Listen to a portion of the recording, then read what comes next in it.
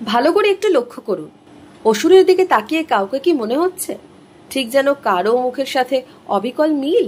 হ্যাঁ, ঠিকই দেখেছেন।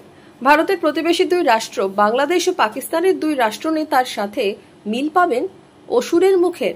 বহরমপুরের সাধক নরেন্দ্র স্মৃতি সংঘ দুর্গাপুজো কমিটির পুজোয় অসুর এবার একদিকে বাংলাদেশের অন্তর্বর্তীকালীন সরকারের প্রধান উপদেষ্টা মোহাম্মদ ইউনুস, অন্যদিকে পাকিস্তানের প্রধানমন্ত্রী শাহবাজ শরীফ।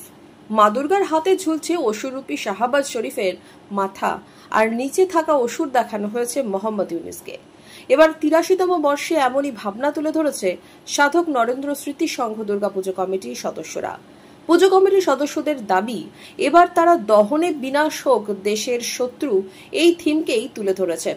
যদিও প্রতিবেশী দুই রাষ্ট্রপ্রধানের মুখের সাথে অসুরের মুখের মিল নিয়ে তাদের দাবি এটা শিল্পীর ভাবনা, তবে কাকতালীয় বিষয়। বিগত কয়েক মাসে আমরা লক্ষ্য করেছি যে ভারতবর্ষের যে প্রতিবেশী দেশগুলি আছে অর্থাৎ বাংলাদেশ এবং পাকিস্তান, তারা ক্রমাগত ভারতবর্ষের মধ্যে রাজনৈতিক এবং আর্থসামাজিক অস্থিরতা তৈরি করার চেষ্টা করছে।